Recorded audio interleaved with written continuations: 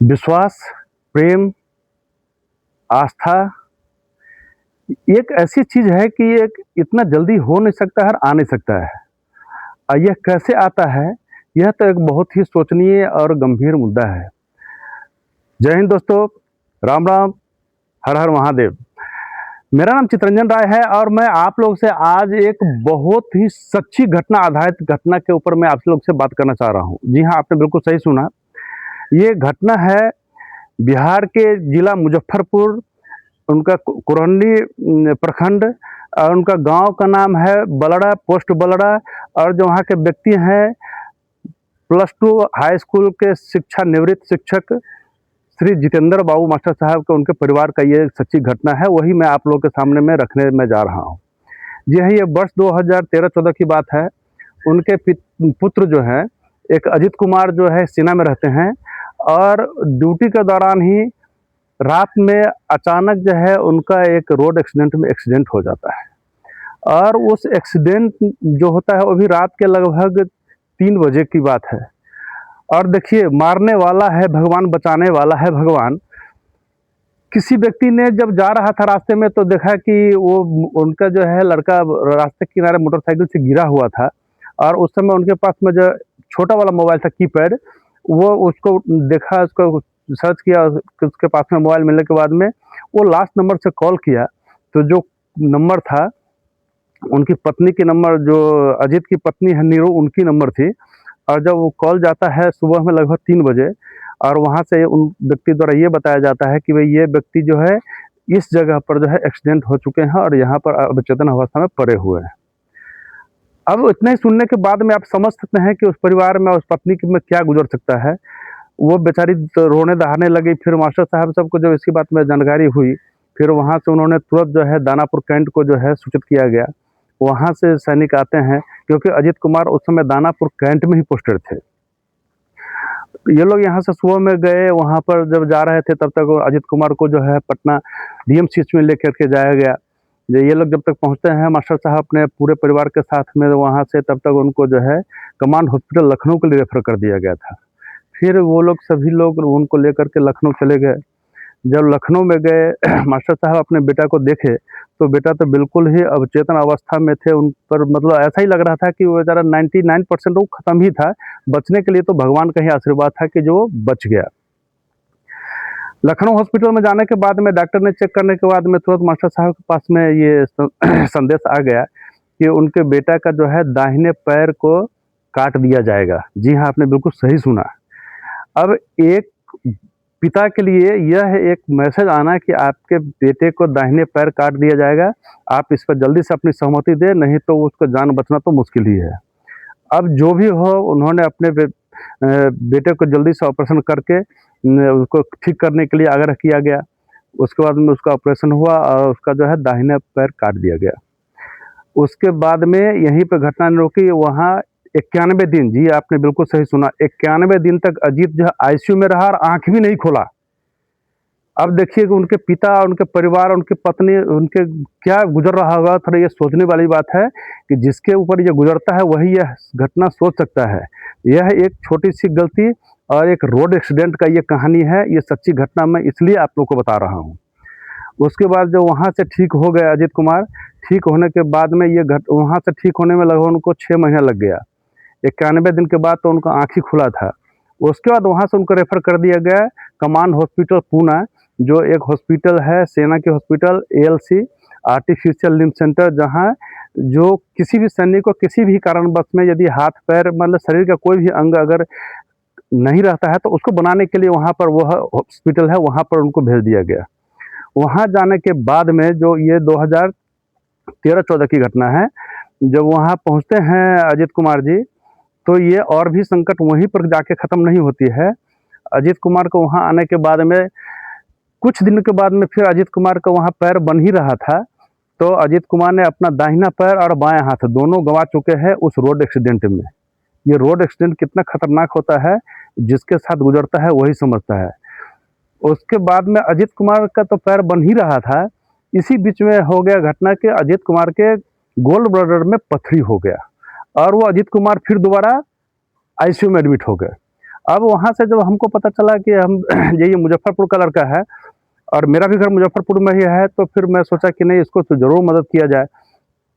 हमने अजीत कुमार से बोला कि आप अपने पिताजी का नंबर दीजिए, लेकिन वो बोला कि सर, ये मेरे पिताजी का आप नंबर मत लीजिए, मेरे पिताजी थोड़ा-सा ऐसे ही गुस्सा वाला व्यक्ति हैं, कहीं आपको कुछ बोल नहीं दे। अरे मैंने बोला कि आप बात छोड़िए, जो ही बोले वो अलग बात है। फिर मैं मास्टर साहब से नंबर ले कर के उनको अजीत क से नंबर लिया मास्टर साहब का, फिर मैं उनसे बातचीत किया। अब मेरी आदत है कि जो मैं अपने यहाँ अगर कोई बिहार के लोग मिलते हैं, तो मैं उनसे बिल्कुल नहीं अपने गाँव की भाषा में ही बात करता हूँ। अब खुद मास्टर साहब मेरे से बात करके भी ये कन्फ्यूज़न में थे कि यह व्यक्ति है कौन, जो हमसे मतलब कभी हिंदी, कभी इंग्लिश, कभी बात कर रहा है मैथिली में। फिर बाहरी मन से ही जो भी हो उन्होंने बात किया। अब हमारा उनसे मैं अपने बेटा का उनका हाल-चाल मैं बता रहा था। फिर वो लोग पूना आने के लिए तैयारी में लग गए और पूना जो है पहुँचते हैं रेलवे स्टेशन पूना पर। वहाँ पर उनको लेने के लिए मैं खुद ही वहाँ पहुँचा। ट्रेन चल ही रही थी, उसी समय मैं उनके अजीत की मम्मी को मैं बोल दिया कि क्या आप अजीत की माँ हैं? यह सुनकर के मास्टर साहब और भी ज़्यादा भयभीत हो गए और सोचे कि आखिर यह कौन व्यक्ति है कि जिसको मैं जानता भी नहीं हूँ, और चलते ही ट्रेन में बोल दिया कि आप अजीत की मम्मी हैं। गाड़ी रुकी और फिर हम जा कर के उन लोगों को लेकर के आए बाहर, और 2 ऑटो रिक्शा में दोनों आदमी को 2 लोग सभी लोग को बिठा दिए और वहाँ से लेके उनको हॉस्पिटल के लिए चल दिए। अब रास्ते में मास्टर साहब खुद सोच रहे थे कि आखिर हम लोग बेटा से मिल पाएँगे कि नहीं मिल पाएँगे, ये तो भगवान ही जाने, कि कहीं ज़रूर न कोई ये बहुत ही उचक्का व्यक्ति हमारे साथ लग गया है। गाड़ी चलती रही, कुछ देर के बाद में हम लोग वहाँ पहुँच के हॉस्पिटल में जब उनका सामान हमने उतरवाया और उनके बेटे से उनको मिलवाया, तब जा कर के तसल्ली हुआ कि हाँ, ये व्यक्ति सही है या गलत है। अब बात वहाँ यहीं से ख़त्म नहीं हो रही है। उसके बाद में हमने उनको रहने-वहने की व्यवस्था जो है, एक गुरुद्वारा था पास में, जा कर के वहाँ लिया। वहाँ 2 दिन के लिए रूम दिया गया कि वहाँ वो लोग रुकेंगे। क्योंकि उनके बेटे का ऑपरेशन होना था, इसी प्रक्रिया में थोड़ा-सा ऑपरेशन में टाइम लग गया। फिर जो है वहाँ 2 दिन के बाद में तीसरी दिन जब हो रही थी, तो वो लोग तो रूम खाली नहीं किए, क्योंकि बेटा का ऑपरेशन हुआ नहीं था। 12 बजे रात में जब वो गुरुद्वारा के लोग जो चेक कर रहे थे रूम वाले को, तो देखिए ये लोग तो तीसरा दिन यहाँ पर थे। फिर उनको 12 बजे रात में बोले रूम खाली करने के लिए। फिर अब क्या करें, 12 बजे रात। फिर उन्होंने हमको कॉल किया और हमने जा कर के गुरुद्वारा प्रबंधक से बातचीत की और फिर वहाँ पर उनको और भी दिन रहने के लिए फिर आग्रह किया और वो लोग मान भी गए। यदा-कदा जैसे-तैसे करके उनको वहाँ पूना में लगभग 22 दिन रहना पड़ गया। और इसी बीच में देखिए, और सबसे दुखद घटना ये हुई कि मास्टर साहब के पिताजी, जी हाँ, जितेंद्र बाबू मास्टर साहब के पिताजी, उधर बेटा पूना आईसीयू में एडमिट है और इधर उनके पिताजी मुज़फ्फ़रपुर हॉस्पिटल के, प्रशांत हॉस्पिटल के आईसीयू में एडमिट हो गए। अब उधर पिता आईसीयू में, इधर बेटा आईसीयू में, और एक बेटा जो है अब क्या करे? अब मास्टर साहब तो अब इतना विचलित हो गए कि इसमें कोई भी आदमी घबरा सकता है। और मास्टर साहब का छोटा बालक जो है वो वहाँ पर मुज़फ्फ़रपुर में था, कुणाल, और वो अपने बाबा को आईसीयू में एडमिट कराया हुआ था। फिर हमने मास्टर साहब को बोला कि आप परेशान मत होइए, और भगवान का आशीर्वाद और विश्वास कैसे मिलता है, इसके बारे में और मैं आपको पूरा बात बता रहा हूँ।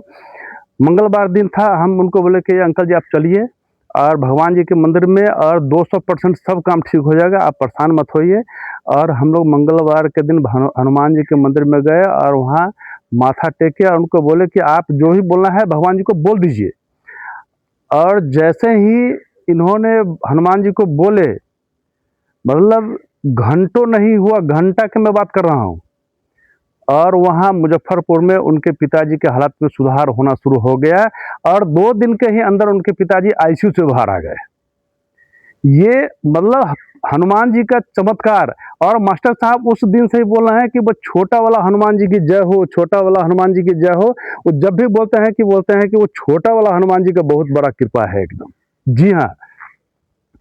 फिर हमने उनको लेकर के गया, जो इस्कॉन मंदिर है कृष्ण भगवान का, वहाँ लेके गए और वहाँ भी उनको मैं आशीर्वाद दिलाया और बोले, जैसे ही वहाँ गए उन्होंने अपने बेटा के लिए आशीर्वाद माँगा और उनका बेटा का भी ऑपरेशन हो गया, उनका बेटा भी स्वस्थ हो गया और बेटा से भी आईसीयू से बाहर। उसी दिन से जो है, अब मास्टर साहब से मैं जब बात करता हूँ तो बोलते हैं वो खिचड़ी वाला भगवान की जय हो, खिचड़ी वाला भगवान की जय हो और छोटा वाला हनुमान जी की जय हो। अब मास्टर साहब का बात सुन के तो मुझे भी बहुत हँसी आता रहता है। मास्टर साहब खिचड़ी खाते नहीं है। जी हाँ, बिल्कुल मैं आपको सही बता रहा हूँ। जितेंद्र बाबू मास्टर साहब है, बलरा उनका गाँव है, मैं आपको इसलिए बता दिया हूँ। लेकिन वहाँ जो प्रसाद बनता है इस्कॉन मंदिर में, वो खिचड़ी का ही प्रसाद मिलता है। मास्टर साहब 2 बार खिचड़ी का प्रसाद लिए। बोले कि ऐसा अद्भुत खिचड़ी तो मैं आज तक जीवन में नहीं कभी खाया था। ये सब सारी बातें होने के बाद में फिर मास्टर साहब जो है वहाँ से 22 दिन के बाद में आकर के अपना वहाँ से मुजफ्फरपुर के लिए ट्रेन पकड़ रहे हैं, और हमने उनको ट्रेन में बिठा करके और फिर से उनसे आशीर्वाद लिया। उस समय से अब आज तक, ये मैं 2014-15 की घटना बता रहा हूँ, उस समय से अभी तक अब मास्टर साहब को हमारे साथ ऐसा संबंध हो गया कि वो हमारे बिल्कुल, अब वो खुद बोलते हैं कि जो बबलू बाबू मुझे, मैं उनको बोला कि आप अपने मुझे बालक समान नहीं समझिए, मैं भी आपका बेटा हूँ, आप मेरा अभिभावक हैं। और वो बोलते हैं कि बबलू बाबू, मेरे गाँव का नाम बबलू है और जो डॉक्यूमेंट्री नाम है चितरंजन राय है। बोला कि हमने 42 साल शिक्षक का नौकरी किया, लेकिन जो है मैं आपके बारे में क्या बताऊँ, अगर आप मेरे पास में अगर भूत को भी भेज दीजिएगा तो मैं उसको भगवान मान के ही चलाऊँ, उसको आदर करूँगा। क्योंकि किसी भी संकट के घड़ी में आपके कितने भी नज़दीकी से नज़दीकी व्यक्ति होते हैं, वो भी आपको पैर पीछे खींच लेते हैं, मदद नहीं करते हैं। लेकिन हमसे जो बन पाया, हमने उनको जो सेवा किया, मैं उनके लिए मैं कितना आभारी करूँ। और जब मेरे ऊपर एक संकट आया था, वो मुझे कितना मतलब मदद कर रहे हैं, मैं उनको जीवन में भी कहीं भूल नहीं सकता हूँ। मैं मास्टर साहब को बिल्कुल हाथ जोड़ के प्रार्थना कर रहा हूँ, और आप सभी लोगों से ये आग्रह कर रहा हूँ कि ज़रूरतमंद लोगों को मदद ज़रूर कीजिए। आप किसी भी ज़रूरतमंद लोगों को, जी हाँ, मैं एक पहले वीडियो ही बनाया था कि दूसरे को मदद करने का ही आनंद जो है सबसे बड़ा आनंद है। कोई नशा में नहीं, कोई दारू में नहीं, कोई सिगरेट में नहीं। वो तो थोड़ी देर की मज़ा है। जब तक आप जो है दारू का नशा रहेगा मज़ा है, सिगरेट का धुआँ दिमाग में चढ़ाएगा तब तक मज़ा है, बाकी कोई मज़ा नहीं है। लेकिन जो है ना, एक बहुत ही अच्छा भजन है क्या, जो ऐसी लागी लगन मीरा हो गई मगन, हो तो गली गली हरि गुन गाने लगी, ऐसी लागी लगन मीरा हो गई मगन। जी हाँ, तो मैं आप लोग से आग्रह कर रहा हूँ, आप ये मेरे वीडियो देखें, इसलिए बहुत बहुत धन्यवाद। Thank you. जय हिंद।